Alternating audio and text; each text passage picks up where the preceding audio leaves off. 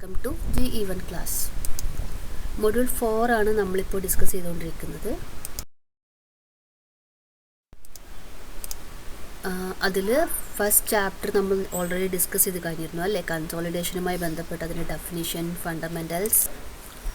So ഇന്നത്തെ വീഡിയോയിൽ നമ്മൾ ഡിസ്കസ് ചെയ്യുന്നത് types of consolidated soil settlement estimation. ഈ രണ്ട് ടോപ്പിക്സാണ് ഇന്ന് നമ്മൾ ഡിസ്കസ് ചെയ്യുന്നത്. ഓക്കെ, അപ്പം ഫസ്റ്റ് ചാപ്റ്ററിൽ ഉണ്ടായിരുന്ന പ്രീ കൺസോളിഡേഷൻ പ്രഷർ എന്നുള്ള ടോപ്പിക്ക് ഞാൻ ഇതിലേക്ക് ഇൻക്ലൂഡഡ് ആക്കിയിട്ടുണ്ടായിരുന്നു. സോ അതുമായി ബന്ധപ്പെട്ടിട്ട് different types of consolidated soils, അതിൽ പിന്നെ ന്യൂമറിക്കൽ പ്രോബ്ലത്തിന് ആവശ്യമായിട്ടുള്ള കുറച്ച് ഇക്വേഷൻസ് ഒക്കെ ഉള്ള സെറ്റിൽമെൻറ്റ് എസ്റ്റിമേഷൻ, ഇത്രയും കാര്യങ്ങളാണ് നമ്മൾ ഇന്നത്തെ വീഡിയോയിൽ ഡിസ്കസ് ചെയ്യുന്നത്.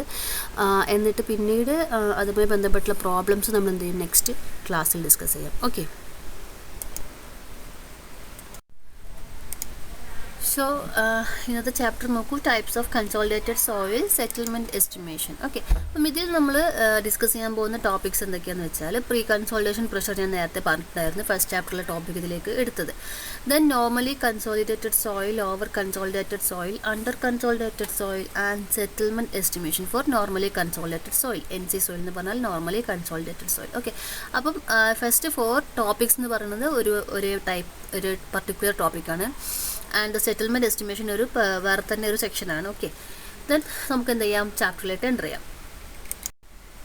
So first of all pre consolidation stress sigma dash PC. Okay, അപ്പം അതിൻ്റെ ഡിനോട്ട് ചെയ്യുന്ന സിമ്പിൾ എന്ന് പറയുന്നത് നോക്കൂ, സിഗ്മ ഡാഷ് PC എന്ന് പറയുന്നത് പ്രീ കൺസോളിഡേഷൻ. ഓക്കെ, അപ്പം എന്താണ് അത് നോക്കാം.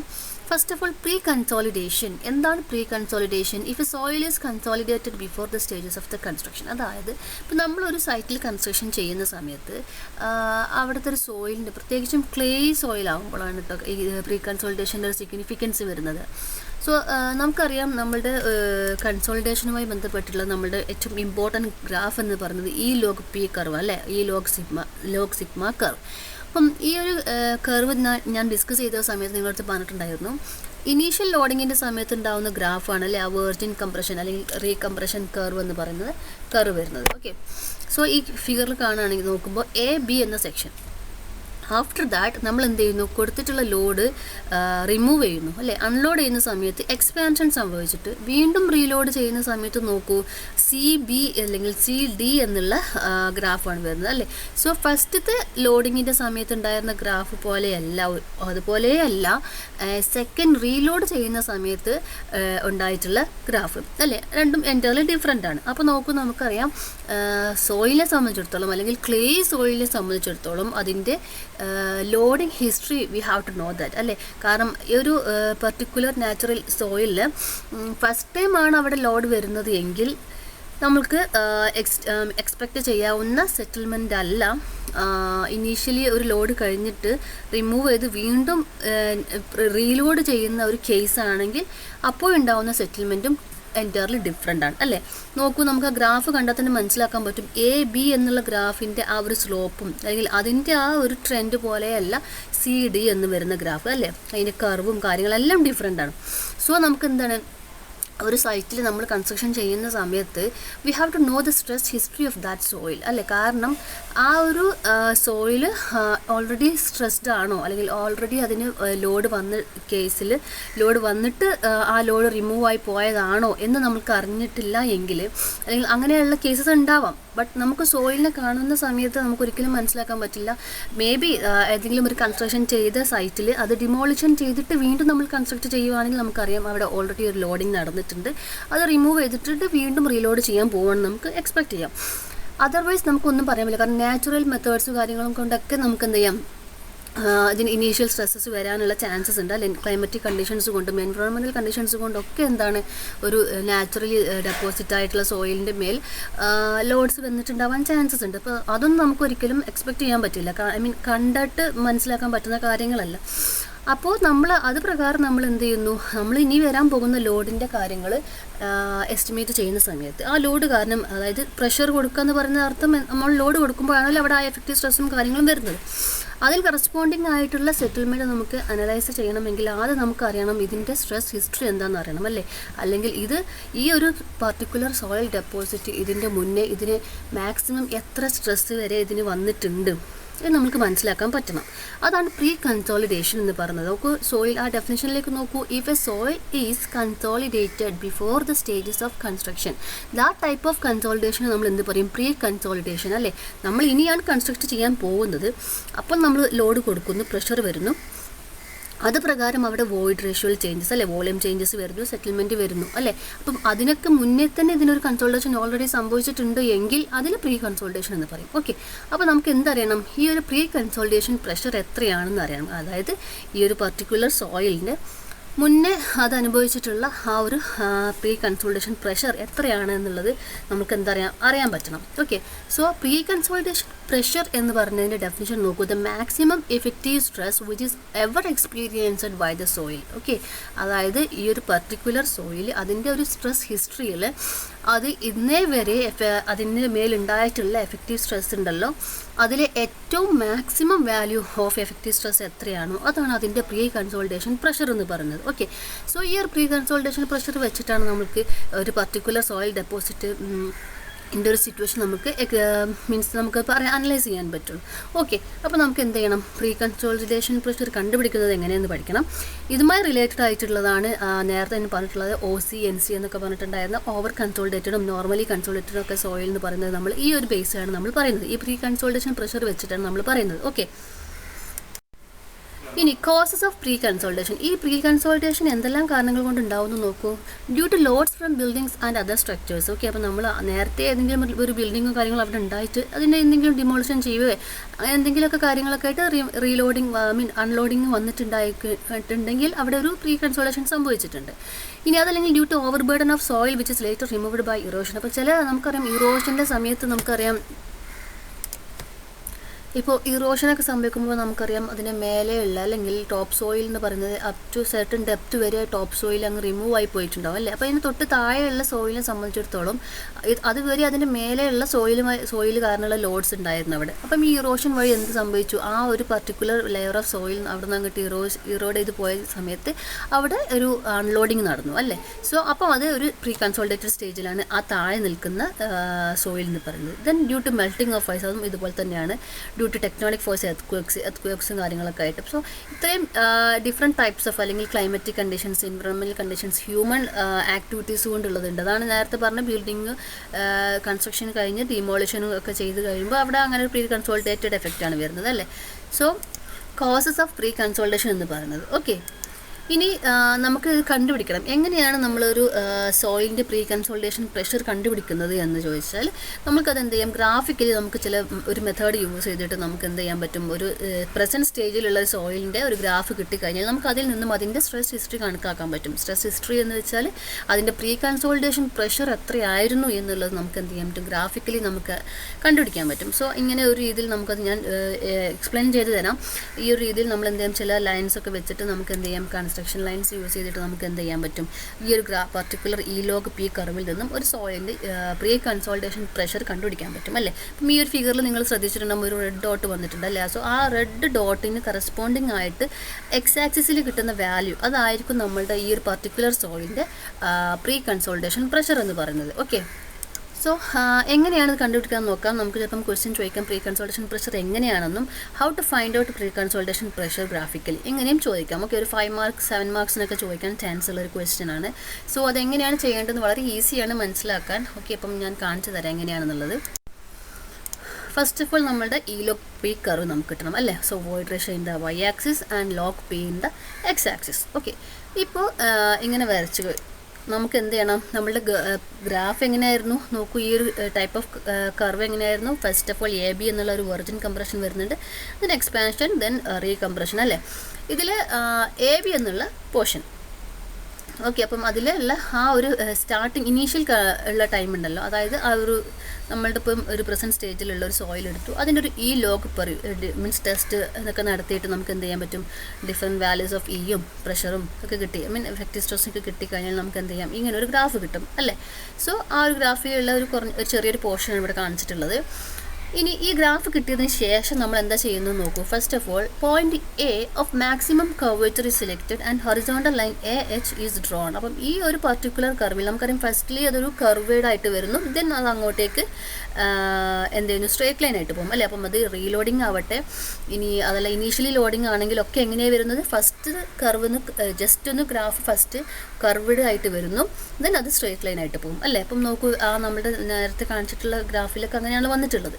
സോ ഫസ്റ്റ് ചെയ്യേണ്ട പോയിന്റ് എന്ന് പറയുന്നത് ഈ ഒരു കർവ്ഡ് ആയിട്ടുള്ള പോർഷനിലുള്ള ഏറ്റവും മാക്സിമം കർവേച്ചർ വരുന്ന പോയിന്റ് കണ്ടുപിടിക്കാം. ഓക്കെ, അപ്പം നമ്മളിതിൽ ഫിഗറിൽ നോക്കിയിട്ട് നമുക്ക് ഏകദേശം ഒരു മാക്സിമം കർവേച്ചർ വരുന്നൊരു പോയിന്റ്. ഓക്കെ, അപ്പം ഇതിൽ ജസ്റ്റ് ഒരു സ്കീമാറ്റിക് റെപ്രസെൻറ്റേഷനാണ് കാണിക്കുന്നത്, കറക്റ്റ് ആണെന്ന് പറയുന്നില്ല.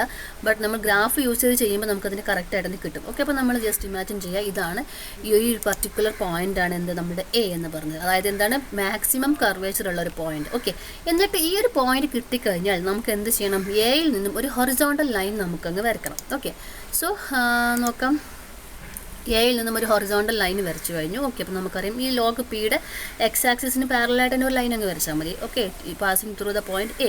അപ്പോൾ നമ്മൾ എന്ത് ചെയ്യും, ഹൊറിസോണ്ടൽ ലൈൻ, അതുകൊണ്ട് നമ്മൾ ജസ്റ്റ് എച്ച് എന്ന് കാണിച്ചു, എ എച്ച് എന്നുള്ള ഒരു ഹൊറിസോണ്ടൽ ലൈൻ നമുക്ക് കിട്ടി. നെക്സ്റ്റ് സ്റ്റെപ്പ് നോക്കൂ, line A B is drawn tangential to the curve at A. അപ്പം എ എന്ന പോയിന്റ് കിട്ടി, എ എന്ന പോയിന്റിലൂടെ നമ്മൾ ഒരു ഹൊറിസോണ്ടൽ ലൈൻ വരച്ചു. നെക്സ്റ്റ് സ്റ്റെപ്പ് എന്ന് പറയുന്നത് എ എന്ന പോയിന്റിൽ കൂടെ തന്നെ ഈ ഒരു കർവിൻ്റെ ടാൻജൻറ്റ് വരക്കണം. ഓക്കെ, അപ്പം നമുക്ക് എന്തെങ്കിലും ഒരു ടാൻജൻറ്റ് വരക്കാം. സോ ടാൻജൻറ്റ് വരച്ചു. സോ ടാൻജൻറ്റ് എന്ന് പറയുന്നത് ആ ഒരു പർട്ടിക്കുലർ പോയിന്റിലൂടെ കടന്നു പോകും അല്ലേ, കർവിനെ ടച്ച് ചെയ്തിട്ട് പോകുന്ന ഒരു ടാൻജൻറ്റ് വരക്കുന്നു. ഓക്കെ, അപ്പം നമ്മളതിന് ബി എന്ന് ഡിനോട്ട് ചെയ്തു. സോ എ ബി എന്ന് പറയുന്നത് എന്താണ്, ഒരു ഈ കർവിൻ്റെ മാക്സിമം കർവേച്ചർ പോയിന്റിലൂടെ പാസ് ചെയ്യുന്ന ഒരു ടാൻജൻ്റ് ആണ്. ഓക്കെ, ഇനി angle H A B is bisected by A C. ഇപ്പോൾ നമുക്ക് ഇങ്ങനെ വരക്കുന്ന സമയത്ത് നമുക്ക് എന്ത് കിട്ടി, എച്ച് എ ബി എന്നുള്ളത് ഒരു ആംഗിൾ കിട്ടും അല്ലേ. എച്ച് എന്നുള്ള ഹൊറിസോണ്ടൽ ലൈനാണ്, എ ബി എന്നുള്ളത് ടാൻജൻ്റ് ആണ്. സോ അതിൻ്റെ രണ്ടിൻ്റെയും കൂടി ഇൻക്ലൂഡഡ് ആംഗിൾ നമുക്ക് എന്ത് ചെയ്യാൻ പറ്റും, ഗ്രാഫിൽ നിന്നും കാൽക്കുലേറ്റ് ചെയ്യാൻ പറ്റും. ആഫ്റ്റർ ദാറ്റ് അതിനെ ബൈസെക്റ്റ് ചെയ്യുന്ന രീതിയിൽ ഒരു സി എന്ന എ സി എന്ന ലൈൻ വരക്കണം. ഓക്കെ, അപ്പം ബൈസെക്റ്റ് ചെയ്യാന്ന് പറഞ്ഞാൽ എന്താണ് അതിൻ്റെ അർത്ഥം, ആ ആംഗിൾ എത്രയാണോ അതിൻ്റെ ഹാഫ് മിഡിൽ പോയിന്റിലൂടെ നമുക്ക് എന്ത് ചെയ്യണം, ഒരു ലൈൻ അങ്ങ് കൊടുക്കാം. ഓക്കെ, അപ്പോൾ നമുക്ക് എന്ത് കിട്ടും, സി എ സി എന്ന് കിട്ടും അല്ലേ. അതായത് ആംഗിൾ എച്ച് എ ബി എന്ന ആംഗിളിൻ്റെ ഹാഫ് ആയിരിക്കും ആംഗിൾ എച്ച് എ സി എന്ന് പറയുന്നത്. ആ രീതിയിൽ നമ്മൾ എന്ത് ചെയ്യണം, അതിന് ബൈസെക്റ്റ് ചെയ്യുന്ന രീതിയിൽ ഒരു ലൈനും കൂടെ വരക്കാം. After that straight portion of the compression curve is extended back to intersect the bisector AC at D. അതായത് എ സി എന്നുള്ള ലൈനിലേക്ക് നമ്മൾ എന്ത് ചെയ്യണം, നമ്മൾ കംപ്രഷൻ കർവിൻ്റെ സ്ട്രേറ്റ് ലൈൻ ഉണ്ടല്ലോ ഇവിടെ താഴെ ഭാഗം അല്ലെ, കർവിയുടെ പോർഷൻ കഴിഞ്ഞിട്ടൊരു സ്ട്രേറ്റ് ലൈനിലേക്ക് വരുന്നുണ്ട്.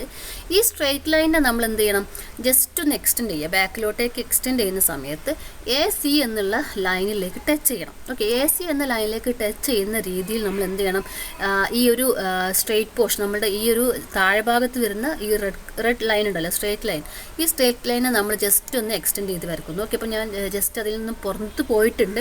ആക്ച്വലി അത് അങ്ങനെയല്ല, ജസ്റ്റ് നമ്മൾ അതിനെ ആ ജസ്റ്റ് ബാക്കിലേക്കൊന്ന് എക്സ്റ്റെൻഡ് ചെയ്താൽ തന്നെ മതിയാവും. ഓക്കെ, സോ ആ രീതിയിൽ ഇപ്പോൾ വന്നിട്ടുള്ള യെല്ലോ ലൈന് കണ്ടിട്ടുണ്ടല്ലോ, അത് ഈ ഒരു കർവിൻ്റെ സ്ട്രെയിറ്റ് പോർഷനെ ജസ്റ്റ് ബാക്കിലേക്ക് എക്സ്റ്റെൻഡ് ചെയ്ത് വരച്ചതാണ്. സോ അത് എക്സ്റ്റെൻഡ് ചെയ്ത് വരക്കുന്ന സമയത്ത് എ സി എന്നുള്ള പോയിന്റിലേക്ക് നമുക്ക് എന്ത് ചെയ്യാൻ പറ്റും, ടച്ച് ചെയ്യാൻ പറ്റും. ഓക്കെ, അപ്പം ജസ്റ്റ് അത് ടച്ച് ചെയ്ത ഭാഗം നമ്മൾ എന്ത് ചെയ്യുന്നു, ആ ഒരു പോയിന്റ് നമ്മൾ അടയാളപ്പെടുത്തും. ഓക്കെ, അപ്പം എ സി എന്നുള്ള പോയിന്റ് ലൈനിൽ നമ്മളുടെ ഇതിൻ്റെ സ്ട്രൈറ്റ് പോർഷൻ ബാക്കിലേക്ക് എക്സ്റ്റെൻഡ് ചെയ്തപ്പോൾ അവിടെ ഒരു മീറ്റിംഗ് പോയിന്റ് കിട്ടി.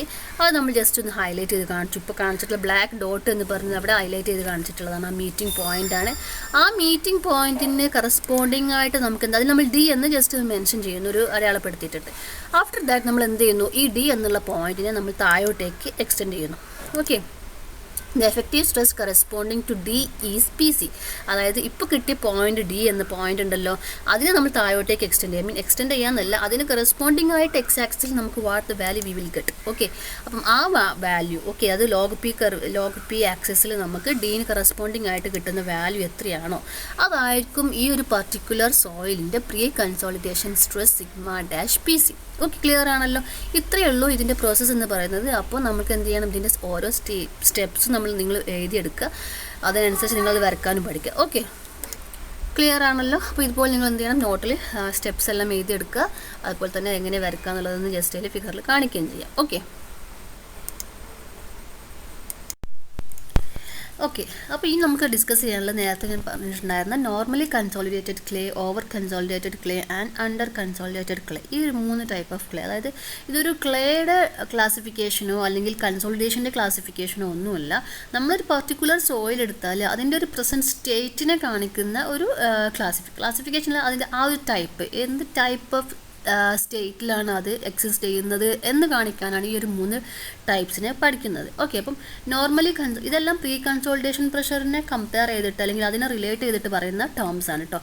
അപ്പോൾ എങ്ങനെയാണെന്ന് വെച്ചാൽ, ഇപ്പോൾ നമ്മളൊരു സൈറ്റിൽ സോയിൽ എടുത്തു കഴിഞ്ഞാൽ നമുക്കറിയാം അത് ഇനീഷ്യലി അതിന് ലോഡ് ചെയ്യുന്ന സമയത്ത് അതിനുണ്ടാവുന്ന സെറ്റിൽമെൻറ്റ് പോലെ ആയിരിക്കില്ല. അത് ഓൾറെഡി ഒരു ലോഡിങ് എക്സ്പീരിയൻസ് ചെയ്തതിന് ശേഷം ആ ലോഡിങ് റിമൂവ് ചെയ്തിട്ട് വീണ്ടും റീലോഡ് ചെയ്യുന്ന ഒരു സിറ്റുവേഷൻ ആണ് എങ്കിൽ അതിൻ്റെ settlement it will B different അല്ലേ. അതായത് ലൂസ്ലി നിൽക്കുന്ന ഒരു സോയിൽ, ഇപ്പോൾ ജസ്റ്റ് ഒരു എക്സാമ്പിൾ പറയുകയാണെങ്കിൽ നോക്കുക, ലൂസ് സ്റ്റേറ്റിൽ നിൽക്കുന്ന ഒരു സോയിലിനെ കൺസിഡർ ചെയ്യാം. ഓക്കെ, ഈ സോയിലിന് നമ്മൾ ഒരു പർട്ടിക്കുലർ മാഗ്നിറ്റ്യൂഡിലുള്ള ലോഡ് അപ്ലൈ ചെയ്യുമ്പോൾ നമുക്കറിയാം അതെന്തായാലും ഒന്ന് കോമ്പാക്റ്റ് പാക്ക് ചെയ്യുക അല്ലേ, ജസ്റ്റ് ഒന്ന് സ്ട്രെസ് ചെയ്യുന്നു, അതിൻ്റെ വോളിയം റിഡ്യൂസ് ചെയ്യുന്നു, അതായത് അതിന് സെറ്റിൽമെൻറ്റ് ഉണ്ടാവുന്നു. ഓക്കെ, അപ്പം അതിനുണ്ടായിട്ടുള്ള സെറ്റിൽമെൻറ്റ് നമ്മൾ ജസ്റ്റ് കാൽക്കുലേറ്റ് ചെയ്ത് വെക്കുക. ഇനി അതിനുശേഷം നമ്മൾ എന്ത് ചെയ്യാം, അപ്പോൾ അങ്ങനെ അപ്ലൈ ചെയ്ത് കുറച്ച് കഴിഞ്ഞപ്പോൾ ജസ്റ്റ് ഒരു കോമ്പാക്റ്റ്ലി പാക്ഡ് ആയിട്ടുണ്ടാവും അല്ലേ. ആഫ്റ്റർ ദാറ്റ് നമ്മൾ വീണ്ടും ഇതേ ലോഡ് തന്നെ അപ്ലൈ ചെയ്യുകയാണ് എങ്കിൽ ഫസ്റ്റ് നമ്മൾ അപ്ലൈ ചെയ്തപ്പോൾ കിട്ടിയിട്ടുള്ള സെയിം സെറ്റിൽമെൻറ്റ് ആയിരിക്കില്ല പിന്നീട് നമുക്ക് കിട്ടുക. കാരണം എന്താണ്, അതും കുറച്ചും കൂടി കോമ്പാക്റ്റ് ആയിട്ട് പാക്ക് ചെയ്തിട്ടുണ്ട്. സോ ഇനി അതിന് അത്ര തന്നെ സെറ്റിൽമെൻറ്റിന് ഒരു പോസിബിലിറ്റി അവിടെ ഇല്ല. ഓക്കെ, അപ്പം എന്താണ്, അതിൻ്റെ സെറ്റിൽമെൻറ്റ് വളരെ കുറവായിരിക്കും. അതേപോലെ തന്നെയാണ് നമ്മളൊരു നാച്ചുറലി നമ്മളുടെ സൈറ്റിൽ ഉണ്ടാകുന്ന സോയിൽ എന്ന് പറയുന്നത്. അത് ഇനീഷ്യലി സ്ട്രെസ്ഡ് ഒന്നുമല്ല. ആ ഒരു കണ്ടീഷനിലാണെങ്കിൽ നമ്മൾ ഫസ്റ്റ് ടൈം നമ്മൾ അതിന് ലോഡ് കൊടുക്കുമ്പോൾ ഉണ്ടാവുന്ന സെറ്റിൽമെൻറ്റിൻ്റെ അതേ ഒരു വേരിയേഷൻ അല്ലെങ്കിൽ ആ ഒരു ട്രെൻഡ് തന്നെ ആയിരിക്കില്ല. നേരത്തെ അതിന് അത്രത്തോളം നല്ലൊരു ലോഡും കാര്യങ്ങളും വന്ന് അത് സെറ്റിൽ ചെയ്ത് കഴിഞ്ഞ സോയിലാണെങ്കിൽ വീണ്ടും നമ്മൾ പോയിട്ട് അവിടെ ലോഡ് അപ്ലൈ ചെയ്യുമ്പോൾ ഉണ്ടാവുന്ന സെറ്റിൽമെൻറ്റ്. ഓക്കെ, അപ്പോൾ നമുക്ക് എന്ത് മനസ്സിലാക്കണം, നമ്മളൊരു കൺസ്ട്രക്ഷൻ ചെയ്യുന്ന സമയത്ത് നമ്മൾ ഇത്രത്തോളം ലോഡ് അവിടെ വരുന്നുണ്ട്. ആ ലോഡ് വരുമ്പോൾ ആ പർട്ടിക്കുലർ സോയിൽ എത്രത്തോളം സെറ്റിൽമെൻറ്റ് ഉണ്ട് എന്നുള്ളത് നമ്മൾ പ്രീ എസ്റ്റിമേറ്റ് ചെയ്യേണ്ടി വരും അല്ലേ. കാരണം നമ്മൾ ടോളറബിൾ ലിമിറ്റിനേക്കാളും കൂടുതൽ സെറ്റിൽമെൻറ്റ് വരുന്നുണ്ട് എങ്കിൽ construction will not be feasible the right. അപ്പോൾ നമുക്ക് എന്ത് ചെയ്യണം, അവിടെ ആ ഒരു സെറ്റിൽമെൻറ്റ് കൂടുതലാണ് വരുന്നതെന്ന് എക്സ്പെക്ട് ചെയ്യുന്നുണ്ടെങ്കിൽ നമ്മൾ എന്ത് ചെയ്യണം, ആ സെറ്റിൽമെൻറ്റിനെ റെഡ്യൂസ് ചെയ്യുന്ന രീതിയിലുള്ള മെഷർമെൻറ്റ്സും റെമഡിയൽ മെഷേഴ്സും കാര്യങ്ങളെല്ലാം എടുക്കേണ്ടി വരും. സോ അതൊക്കെ നമുക്ക് എങ്ങനെയാണ് മനസ്സിലാക്കാൻ പറ്റുന്നത്, അതിൻ്റെ ഒരു സ്റ്റേറ്റ് കൺസിഡർ ചെയ്തിട്ടാണ്. ഓക്കെ, അപ്പോൾ എങ്ങനെയാണ് നോക്കൂ, നോർമലി കൺസോളിഡേറ്റഡ് ക്ലേ NC സ്റ്റേറ്റിൽ നിൽക്കുന്ന സോയിലാണ് എങ്കിൽ എന്താണത്, if the stress in the soil at present is as same as that of the maximum stress. അതായത് അതിൻ്റെ മാക്സിമം സ്ട്രെസ് എത്രയാണ്, അതായത് അതിൻ്റെ മാക്സിമം സ്ട്രെസ് എവർ എക്സ്പീരിയൻസ്ഡ് എന്ന് പറയുന്നതാണല്ലോ പ്രീ കൺസോളിഡേഷൻ പ്രഷർ. അപ്പം ആ ഒരു പ്രീ കൺസോളിഡേഷൻ പ്രഷർ എത്രയാണോ അത്ര ആ സെയിം പ്രഷറിൽ തന്നെയാണ് ഇതിങ്ങനെ ഈ പ്രസൻറ്റ് സ്റ്റേറ്റിൽ അതും അപ്ലൈ ചെയ്യുമ്പോൾ എക്സ്പീരിയൻസ് ചെയ്തുകൊണ്ടേ ഇരിക്കുന്നത് എങ്കിൽ അത് നോർമലി കൺസോളിഡേറ്റഡ് ക്ലേ ആണ്. അതേസമയം ഓവർ കൺസോളിഡേറ്റഡ് ക്ലേ OC നോക്കൂ, if the stress in the soil at present is less than that of the maximum stress. അതായത് അതിൻ്റെ സ്ട്രെസ് ഹിസ്റ്ററിയിൽ ഒരു പ്രീ കൺസോളിഡേഷൻ പ്രഷർ അല്ലെങ്കിൽ ഒരു മാക്സിമം ഒരു സ്ട്രെസ് അത് എക്സ്പീരിയൻസ് ചെയ്ത് ഓൾറെഡി കൺസോളിഡേറ്റഡ് ആയി നിൽക്കുന്ന സ്റ്റേജിൽ അതിനേക്കാളും പ്രീ കൺസോളിഡേഷൻ പ്രഷറിനേക്കാളും കുറഞ്ഞൊരു സ്ട്രെസ്സോ ലോഡോ നമ്മൾ കൊടുക്കുകയാണ് എങ്കിൽ വി നോ ദാറ്റ് അതൊരു റീലോഡിങ് കേസാണ് അല്ലേ. കാരണം ഓൾറെഡി അത് സ്ട്രെസ്ഡ് ആണ് അല്ലെങ്കിൽ കൺസോളിഡേറ്റഡ് സ്റ്റേജിൽ നിൽക്കുകയാണ്. നമ്മൾ എന്ത് ചെയ്യുന്നു, ആ ഒരു പ്രീ കൺസോളിഡേഷൻ പ്രഷറിനേക്കാളും ലെസ്സർ മാഗ്നിറ്റ്യൂഡിലുള്ള സ്ട്രെസ് കൊടുക്കുന്നത് എങ്കിൽ അതിൻ്റെ സെറ്റിൽമെൻറ്റ് വളരെ കുറവായിരിക്കും അല്ലേ. NC സ്റ്റേജിൽ നിൽക്കുന്ന ഒരു സോയിലിന് ഉണ്ടാവുന്ന സെറ്റിൽമെൻറ്റിനേക്കാളും കുറവായിരിക്കും OC സ്റ്റേജിൽ നിൽക്കുന്ന ഒരു സോയിലിൻ്റെ സെറ്റിൽമെൻറ്റ്, ഒരേ ലോഡിങ് കൊടുത്താൽ പോലും. സോ ആ ഒരു കോൺസെപ്റ്റ് ക്ലിയർ ആയി എന്ന് വിചാരിക്കുന്നു. അപ്പം ഇതാണ് NC OC എന്നുള്ളതിൻ്റെ ആ ഒരു ഇത്. ഇനി അണ്ടർ കൺസോളിഡേറ്റഡ് ക്ലേ ഉണ്ട്, അതിന് അത്ര തന്നെ സിഗ്നിഫിക്കൻസ് ഇല്ല. A soil which is not fully consolidated under the existing over burden pressure. അപ്പം ഒരു എക്സിസ്റ്റിംഗ് ഓവർ ബർഡൻ പ്രഷർ കൊടുക്കുമ്പോൾ അത് ഫുള്ളി കൺസോളിഡേറ്റഡ് ആയിട്ടില്ല എങ്കിൽ അതിന് അണ്ടർ കൺസോളിഡേറ്റഡ് ക്ലേ എന്ന് പറയും. ഓക്കെ, അപ്പോൾ നമുക്ക് വളരെ ഇമ്പോർട്ടൻ്റ് ആയിട്ട് പറയാനുള്ളത് NC സ്റ്റേറ്റ് ആണ്. അതായത് ഇപ്പോൾ അതിന് മാക്സിമം സ്ട്രെസ്, കാരണം OC സ്റ്റേറ്റ് എന്ന് പറയുന്നത് കുറച്ചുകൂടി സേഫാണ്. കാരണം നമുക്ക് വിചാരിച്ചതിൻ്റെ അത്ര തന്നെ സെറ്റിൽമെൻറ്റ് ഉണ്ടായിരിക്കില്ല അവിടെ OC സ്റ്റേറ്റിൽ. But in the case of NC എന്താണ്, നമുക്കറിയാം ഇനീഷ്യലി അതായത് ആ ഒരു സ്ട്രെസ് എത്രയാണോ അതിൻ്റെ മാക്സിമം സ്ട്രെസ്, ആ മാക്സിമം സ്ട്രെസ്സിൽ കൂടെയാണ് അറ്റ് പ്രസൻറ്റ് അത് പോയിക്കൊണ്ടിരിക്കുന്നതെന്ന് പറയുമ്പോൾ അതിനുണ്ടാവുന്ന നമ്മളുടെ ഗ്രാഫ് ഉണ്ടല്ലോ, ഗ്രാഫിൻ്റെ ഫസ്റ്റത്തെ കർവില്ലേ, AB കർവില്ലേ, ആ AB കർവാണ് അപ്പം അവിടെ സംഭവിച്ചുകൊണ്ടിരിക്കുന്നതെന്നാണ് മനസ്സിലാക്കേണ്ടത്. സോ അവിടെ സെറ്റിൽമെൻറ്റ് എന്താണ്, ഹയർ മാഗ്നിറ്റ്യൂഡിൽ ഉണ്ടായിരിക്കും അല്ലേ. സോ അതാണ് NC സ്റ്റേറ്റും OC സ്റ്റേറ്റും. അപ്പം ഈ ഒരു ഗ്രാഫിൽ നിന്ന് നോക്കുക നമുക്ക് ഇതിൽ NCയും OCയും എവിടേക്ക് വരുന്നു നമുക്ക് ഇതിൽ നിന്ന് മനസ്സിലാക്കാൻ പറ്റും. കാരണം AB ഇനീഷ്യലി സ്ട്രെസ് ചെയ്യുമ്പോഴാണല്ലോ അവിടെ പ്രീ കൺസോളിഡേഷൻ പ്രഷറും കാര്യങ്ങളൊക്കെ നമുക്ക് കിട്ടുന്നത്. സോ NC സ്റ്റേറ്റിലുള്ള സോയിൽ എന്ന് പറഞ്ഞാൽ അതിൻ്റെ ഗ്രാഫ് വരുന്നത് ഈ ഒരു കർവായിരിക്കും. AB എന്നുള്ള പോർഷൻ ആയിരിക്കും NC സ്റ്റേറ്റിൻ്റെ കർവ് വരുന്നത്. അതേസമയം OC സ്റ്റേറ്റിൻ്റെ കർവ് വരുന്നത് എന്താണ്? CD പോർഷൻ ആയിരിക്കും. ഓക്കെ, അപ്പോൾ എല്ലാം മനസ്സിലായല്ലോ. ഇനി ഓവർ കൺസോളിഡേഷൻ റേഷ്യോ, അപ്പം OCR, അതായത് OCR നമുക്ക് എങ്ങനെ കണ്ടുപിടിക്കാൻ പറ്റും? It is the ratio of pre consolidation pressure to the present pressure. ഇപ്പോൾ അതിന് എത്രയാണോ പ്രഷർ അത് എക്സ്പീരിയൻസ് ചെയ്യുന്നത്, അല്ലെങ്കിൽ എത്ര ലോഡാണ് നമ്മൾ കൊടുക്കുന്നത്, അതുമായി ബന്ധപ്പെട്ട് നമുക്ക് പ്രഷർ കിട്ടും. സോ ആ പ്രസൻറ്റ് പ്രഷറും അതിനുണ്ടായിട്ടുള്ള പ്രീ കൺസോളിഡേഷൻ പ്രഷറും തമ്മിലുള്ള റേഷ്യോ, അപ്പോൾ നമുക്ക് എന്ത് കിട്ടും? അതിൻ്റെ ഒരു ഓവർ കൺസോളിഡേഷൻ റേഷ്യോ എത്രയാണെന്നുള്ളത് നമുക്ക് കണ്ടുപിടിക്കാൻ പറ്റും. Okay, so OCR is equal to pre consolidation pressure divided by present pressure. അപ്പോൾ നമുക്ക് എന്ത് ചെയ്യാം? നോർമലി കൺസോളിഡേറ്റഡ് ആണെങ്കിൽ OCR ഇസ് ഈക്വൽ ടു 1. കാരണം എന്താണ്? നോർമലി കൺസോളിഡേറ്റഡ് സോയിലിൻ്റെ പ്രീ കൺസോളിഡേഷൻ പ്രഷർ തന്നെയാണ് ഇപ്പോൾ അത് അനുഭവിക്കുന്ന പ്രഷർ അല്ലേ? So OCR is equal to 1 ആയിരിക്കും. OC ആണെങ്കിൽ ഓവർ കൺസോളിഡേറ്റഡ് സോയിലാണെങ്കിലോ അതിൻ്റെ OCR it will be greater than 1. കാരണം pre consolidation pressure is more than that of present pressure അല്ലേ? സോ ന്യൂമറേറ്റർ ഹയർ വാല്യൂ വരുമ്പോൾ നമുക്കറിയാം ഇറ്റ് ഇസ് ഗ്രേറ്റർ ദാൻ 1 ആയിരിക്കും. Okay, അപ്പോൾ ഇത്രയും കാര്യങ്ങൾ നിങ്ങൾ മനസ്സിലാക്കുക. ഇനി നെക്സ്റ്റ് സെക്ഷനാണ്. ഇത് പറഞ്ഞ പോലെ തന്നെയല്ല, ഇനി നമ്മൾ estimation of magnitude of settlement of normally consolidated clay. ഇത് നമ്മൾ ഇനി പറയാൻ പോകുന്ന കാര്യങ്ങളൊക്കെ NC സോയിലാണ് കേട്ടോ. NC സോയിലുമായി ബന്ധപ്പെട്ട കാര്യങ്ങളാണ് നമ്മൾ സെറ്റിൽമെൻറ്റ് കണക്കാക്കാൻ പോകുന്നത്. കാരണം OCയിൽ അത്ര തന്നെ സെറ്റിൽമെൻറ്റ് ഉണ്ടാവില്ല, നമ്മൾ നേരത്തെ പറഞ്ഞു. So we have to consider NC soil only. Okay, അപ്പോൾ ഞാൻ ഫസ്റ്റ് വീഡിയോയിൽ ഞാൻ പറഞ്ഞിട്ടുണ്ടായിരുന്നു ഇതിൻ്റെ കൺസോളിഡേഷനുമായി ബന്ധപ്പെട്ടുള്ള ഇമ്പോർട്ടൻറ്റ് കാര്യമാണ് വോളിയം ചേഞ്ച് ഓർ സെറ്റിൽമെൻറ്റ് അല്ലേ? വോളിയം ചേഞ്ച് എന്ന് പറയുന്നത് എന്താണ്? അതിൻ്റെ സെറ്റിൽമെൻറ്റ് തന്നെയാണ്. സോ ഈ ഒരു വോളിയം ചേഞ്ചിൻ്റെ 2 ആസ്പെക്ട്സിൽ നമ്മൾ കണക്കാക്കുന്നു എന്ന് പറഞ്ഞിട്ടുണ്ടായിരുന്നു അല്ലേ? അതിൻ്റെ സെറ്റിൽമെൻറ്റും ടൈം റിക്വയർഡും. അതിൽ സെറ്റിൽമെൻറ്റ് ആസ്പെക്റ്റാണ് നമ്മൾ ഇനി ഡിസ്കസ് ചെയ്യാൻ പോകുന്നത്. അതിലെ ടൈം റിക്വയർഡ് എന്ന് പറയുന്നത് നമ്മളിതിന് ടസാഗി തിയറിയുമായി ബന്ധപ്പെട്ട കാര്യങ്ങളാണ് നെക്സ്റ്റ് വീഡിയോയിൽ നമ്മൾ ഡിസ്കസ് ചെയ്യും. ഓക്കെ, അപ്പോൾ നമുക്ക് എന്ത് ചെയ്യാം? ഇപ്പോൾ ഇതിൻ്റെ സെറ്റിൽമെൻറ്റ് എങ്ങനെ കാൽക്കുലേറ്റ് ചെയ്യാം? ഓക്കെ, കറസ്പോണ്ടിങ് ലോഡും കാര്യങ്ങളും കൊടുക്കുന്ന സമയത്ത് നമുക്ക് എങ്ങനെ സെറ്റിൽമെൻറ്റ് കാൽക്കുലേറ്റ് ചെയ്യാം എന്നാണ് ഇനി പറയാൻ പോകുന്നത്. ഓക്കെ,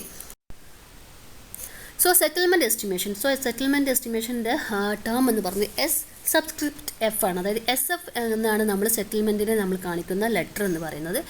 സോ 3 രീതിയിൽ നമുക്ക് കണ്ടുപിടിക്കാൻ പറ്റും. കോഎഫിഷ്യൻ്റ് ഓഫ് വോളിയം ചേഞ്ച് വെച്ചിട്ട് കണ്ടുപിടിക്കാം, വോയിഡ് റേഷ്യോ വെച്ചിട്ട് കണ്ടുപിടിക്കാം, കംപ്രഷൻ ഇൻഡെക്സ് വെച്ചും കണ്ടുപിടിക്കാം. അപ്പോൾ നമ്മൾ ഈ ടേംസിൽ നമ്മൾ ഓൾറെഡി ഫെമിലിയർ ആണ് അല്ലേ? Coefficient of volume change MV ആണ്, വോയിഡ് റേഷ്യോ E ആണ്, കംപ്രഷൻ ഇൻഡെക്സ് CC ആണ് അല്ലേ? ഇപ്പോൾ ഈ 3 കാര്യങ്ങൾ വെച്ചിട്ട് നമുക്ക് എന്ത് ചെയ്യാൻ പറ്റും?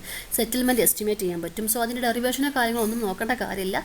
ഫൈനൽ ഇക്വേഷൻ എന്താണോ അത് പഠിച്ചു വെക്കുക, അതിലെ ടേംസ് എന്താണെന്ന് മനസ്സിലാക്കി വെക്കുക. വളരെ ഇമ്പോർട്ടൻ്റ് ആണ് ഇനി പറയാൻ പോകുന്ന 3 ഇക്വേഷൻസ്. ജസ്റ്റ് നോട്ടിൽ എഴുതി വെക്കുക, പഠിക്കാം. ഓക്കെ, ബൈ ഹാർട്ട് പഠിക്കാം. സോ ഫസ്റ്റ് ഇക്വേഷൻ നോക്കൂ. Coefficient of volume change MV വെച്ചിട്ടുള്ള equation SF is equal to MV delta sigma dash H ആണ്. എന്തൊക്കെ ടേംസ് എല്ലാം നമുക്ക് അറിയാവുന്നതാണല്ലോ. സോ ഈച്ച് ടേം നമ്മൾ നോക്കാം. SF എന്ന് പറയുന്നത് നമ്മൾ കാണാൻ പോകുന്ന സെറ്റിൽമെൻ്റ് ആണ്. MV എന്ന് പറയുന്നത് കോഎഫിഷ്യൻ്റ് ഓഫ് വോളിയം ചേഞ്ച് ആണ്. MVൻ്റെ ഇക്വേഷൻ നമുക്കറിയാം, അതുപോലെ AV MV റിലേഷനും നമുക്കറിയാം അല്ലേ? ദെൻ ഡെൽറ്റ സിഗ്മ ഡാഷ് എന്ന് പറയുന്നത് ഇൻക്രീസ് ഇൻ സ്ട്രെസ്. അപ്പം എത്രത്തോളം ഒരു ഇൻക്രീസ് ഇൻ സ്ട്രെസ് കൊടുക്കുമ്പോൾ, അതായത് നോർമലി ഇത്ര സ്ട്രെസ് അനുഭവിച്ചുകൊണ്ടിരിക്കുകയാണ്, അപ്പം ഒരു ഇത്ര മാഗ്നിറ്റ്യൂഡ് അല്ലെങ്കിൽ ഒരു X മാഗ്നിറ്റ്യൂഡ് ഓഫ് സ്ട്രെസ് അതിന് ഇൻക്രീസ് വന്നു. അപ്പോൾ ആ ഒരു പർട്ടിക്കുലർ സ്ട്രെസ്സിന് ഇൻക്രീസ് ഇൻ സ്ട്രെസ്സിന് കറസ്പോണ്ടിങ് ആയിട്ട് എത്രത്തോളം സെറ്റിൽമെൻ്റ് ആണ് വരുന്നത്, അങ്ങനെയാണ് ക്വസ്റ്റ്യൻസ് വരിക. അപ്പം ആ വാല്യൂ ആണ് ഡെൽറ്റ സിഗ്മ ഡാഷ്. അപ്പം അവിടെ എത്ര ഇൻക്രീസ് ആണ് സ്ട്രെസ്സിന് കൊടുത്തിട്ടുള്ളത് നോക്കുക. ദെൻ H എന്ന് പറയുന്നത് തിക്നെസ് ഓഫ് സോയിൽ. ആദ്യത്തെ നോർമൽ തിക്നെസ്, ആ സോയിൽ ഈ ഒരു ഇൻക്രീസ് സ്ട്രെസ് വരുന്നതിന് മുന്നേ ഈ ഒരു സോയിലിൻ്റെ തിക്നെസ് എത്രയാണെന്നുള്ള വാല്യൂ ആണ് H, ക്യാപിറ്റൽ H. സോ അത്ര ഒരു ഇൻക്രീസ് ഇൻ സ്ട്രെസ് കൊടുത്തു, അപ്പോൾ ഉണ്ടാവുന്ന MV നമുക്ക് കാൽക്കുലേറ്റ് ചെയ്യാനറിയാം. അത് പ്രകാരം എത്രത്തോളം സ്ട്രെസ്സാണ്, എത്രത്തോളം സെറ്റിൽമെൻറ്റ് അതിന് വന്നു എന്നുള്ളതാണ് ഈ ഒരു ഇക്വേഷൻ നമുക്ക് കിട്ടുന്നത്. ഓക്കെ, അപ്പോൾ നമുക്ക് എന്ത് ചെയ്യാം? ഇതുമായി ബന്ധപ്പെട്ടിട്ടുള്ള ഡാറ്റ ആണ് ക്വസ്റ്റ്യനിൽ തന്നിട്ടുള്ളതെങ്കിൽ നമുക്ക് ഈ ഇക്വേഷൻ യൂസ് ചെയ്യാം. ഇനി വോയിഡ് റേഷ്യോയുമായി ബന്ധപ്പെട്ടുള്ള ഒരു equation SF is equal to capital H into delta E by 1 plus E0. ഇതും അതുപോലെ തന്നെയാണ്. ഡെൽറ്റ E എന്ന് പറയുന്ന ചേഞ്ച് ഇൻ വോയിഡ് റേഷ്യോ അല്ലേ? നേരത്തെ ഞാൻ പറഞ്ഞിട്ടുണ്ടായിരുന്ന ഡെൽറ്റ സിഗ്മയ്ക്ക് കറസ്പോണ്ടിങ് ഒരു ഡെൽറ്റ E ഉണ്ടായിട്ടുണ്ടാവും അല്ലേ? അപ്പം ഒരു സ്ട്രെസ്സിൽ ഒരു ഇൻക്രീസ് വന്നു, അതിന് കറസ്പോണ്ടിങ്ങിൽ Eയിൽ ഒരു റിഡക്ഷൻ വന്നിട്ടുണ്ടാവും അല്ലേ? വോയിഡ് റേഷ്യോയിൽ ഒരു ചേഞ്ച് ഡിക്രീസ് വന്നിട്ടുണ്ടാവും. സോ ആ ഒരു particular change in void ratio എത്രയാണ്, അതാണ് ഡെൽറ്റ E. ദെൻ E0 എന്ന് പറയുന്നത് ഇനീഷ്യൽ വോയിഡ് റേഷ്യോ. അപ്പോൾ ഈ ഒരു സോയിലിൻ്റെ ഇനീഷ്യൽ സ്റ്റേജിൽ ഉണ്ടായിരുന്ന void ratio E0 thickness of the soil layer H ആണെങ്കിൽ നമുക്ക് എന്ത് ചെയ്യാൻ പറ്റും? ആ ഒരു കറസ്പോണ്ടിങ് ചേഞ്ച് ഇൻ വോയിഡ് റേഷ്യോന് കറസ്പോണ്ടിങ് ആയിട്ടുള്ള സെറ്റിൽമെൻറ്റ് എത്രയെന്ന് കാൽക്കുലേറ്റ് ചെയ്യാൻ പറ്റും. Okay, The third one, the most important equation using compression index. SF is equal to നോക്കൂ CC divided by 1 plus E naught into H log to the base 10 sigma naught dash plus delta sigma dash divided by sigma naught dash. Okay, ഇതാണ് വളരെ important ആയിട്ടുള്ള equation. ഇത് അത്യാവശ്യം നല്ല മാർക്കിന് questions numerical ചോദിക്കാൻ chance ഉള്ള ഇക്വേഷൻ ഇതാണ്. സോ നോക്കൂ, ഇതിൽ ഓരോ ടേംസ് എന്താ നമുക്ക് അറിയാവുന്നത് തന്നെയാണ്, ജസ്റ്റ് കാണിക്കാം. ഇ നോട്ട് എന്താണ്? ഇനീഷ്യൽ വോയിഡ് റേഷ്യോ ആണ്, അല്ലേ? സോയിൽ സ്ട്രെസ്ഡ് ആവുന്നതിന് മുന്നേ ഉള്ള വോയിഡ് റേഷ്യോ ആണ് ഇ നോട്ട്. എച്ച് എന്ന് പറയുന്നത് സോയിൽ ലെയറിൻ്റെ ഇനീഷ്യൽ തിക്നെസ് ആണ്. സിഗ്മ നോട്ട് ഡാഷ് എന്ന് പറയുന്നത് ഇനീഷ്യലി ആ സോയിലിന് കൊടുക്കുന്ന സ്ട്രെസ്സാണ് സിഗ്മ നോട്ട് ഡാഷ്. അപ്പം ഈ ഒരു ടേം ബാക്കി 3 ഇക്വേഷനിലും ഉണ്ടായിരുന്നില്ല, അല്ലേ? ബാക്കി 2 അതിലൊക്കെ ആ ഒരു ചേഞ്ച് ഡെൽറ്റ ടേം ആയിരുന്നു. ബട്ട് ഈ തേർഡ് ഇക്വേഷനിൽ വരുമ്പം ഇനീഷ്യൽ സ്ട്രെസ് എത്രയാണെന്നുള്ളത് കാണണം. അത് സിഗ്മ നോട്ട് ഡാഷ് ആണ്. ഇനീഷ്യലി അതിന് എത്ര സ്ട്രെസ്സാണ് ഉണ്ടായിട്ടുണ്ടായിരുന്നത്. ദെൻ എന്ത് ചെയ്യണം? അതിലേക്ക് എന്ത് ചെയ്യണം? Delta sigma dash. ദെൻ നമ്മൾ എന്ത് ചെയ്തു? ഒരു ഇൻക്രീസ് ഇൻ സ്ട്രെസ് നമ്മൾ അവിടെ കൊടുത്തു, അല്ലേ? അപ്പം ആ ഒരു ഇൻക്രീസ് എത്രയാണെന്നുള്ളത് ഡെൽറ്റ സിഗ്മ ഡാഷ്. ഓക്കെ, അപ്പം രണ്ടും കൂടി ആഡ് ചെയ്യുക. അതായത് ഫൈനൽ ഈ ഒരു ലോഗിൻ്റെ ബ്രാക്കറ്റിൻ്റെ ഉള്ളിലുള്ള ടേം നോക്കുകയാണെങ്കിൽ ഡിനോമിനേറ്ററിൽ അതിൻ്റെ ഇനീഷ്യൽ സ്ട്രെസ്സും ന്യൂമറേറ്ററിൽ initial stress plus change in stress എന്ന് പറയുമ്പോൾ അതിൻ്റെ ഇപ്പോൾ ഫൈനൽ സ്റ്റേജിലുള്ള സ്ട്രെസ് എന്നായിരിക്കും അതിൻ്റെ അർത്ഥം, അല്ലേ? അപ്പം കൺഫ്യൂസ്ഡ് ആവണ്ട. നമ്മൾ ഈ 3 ഇക്വേഷൻസും വെച്ചിട്ട് നമ്മൾ എന്ത് ചെയ്യുന്നു? പ്രോബ്ലം ചെയ്ത് പഠിക്കുന്നുണ്ട്. എല്ലാത്തിനും ഓരോ 1-2 ക്വസ്റ്റ്യൻസ് ഒക്കെ ചെയ്ത് നോക്കാം. ബാക്കി നിങ്ങൾ എന്ത് ചെയ്യാം? നോട്ടിൽ വേറെ ടെക്സ്റ്റ് ബുക്കുകളൊക്കെ നോക്കിയിട്ട് ചെയ്ത് പഠിക്കാം. അപ്പോൾ അതിൽ ഏറ്റവും ഇമ്പോർട്ടൻ്റ് എന്ന് പറയുന്നത് ഈ ഒരു ഇക്വേഷൻ വെച്ചിട്ടുള്ള സെറ്റിൽമെൻറ്റ് കാൽക്കുലേഷനാണ് കേട്ടോ. ഓക്കെ, അപ്പോൾ എന്ത് ചെയ്യുക? എല്ലാവരും നോട്ടിൽ ഇക്വേഷൻസ് എഴുതിയെടുക്കുക, ഓരോ ടേംസിൻ്റെ നെയിംസും എഴുതിയെടുക്കുക. ഇക്വേഷൻസ് വളരെ ഇമ്പോർട്ടൻ്റ് ആണ്, ബൈ ഹാർട്ട് പഠിക്കുക. ഇത് വെച്ചിട്ട് നമുക്ക് എന്ത് ചെയ്യാം? പ്രോബ്ലംസും കൂടെ പഠിക്കുമ്പോൾ കൂടുതൽ തറോ ആയിരിക്കും. ഓക്കെ, അപ്പോൾ ഇന്നത്തെ വീഡിയോ ഇത്രയേ ഉള്ളൂ. നമ്മൾ പ്രീ കൺസോൾട്ടേഷൻ പ്രഷറും ബാക്കി അതിൻ്റെ ഡിഫറെൻറ്റ് സ്റ്റേറ്റ്സും കാര്യങ്ങളെല്ലാം ഡിസ്കസ് ചെയ്തു. വളരെ ഇമ്പോർട്ടൻ്റ് ആയിട്ടുള്ള സെറ്റിൽമെൻറ്റ് എസ്റ്റിമേഷനുമായി ബന്ധപ്പെട്ട കുറച്ച് ഇക്വേഷൻസും എല്ലാം നമ്മൾ ഡിസ്കസ് ചെയ്തു, അല്ലേ? നമുക്കിതിൻ്റെ ന്യൂമറിക്കൽ പ്രോബ്ലം ആയിട്ട് നെക്സ്റ്റ് ക്ലാസ്സിൽ കാണാം. Okay, thank you.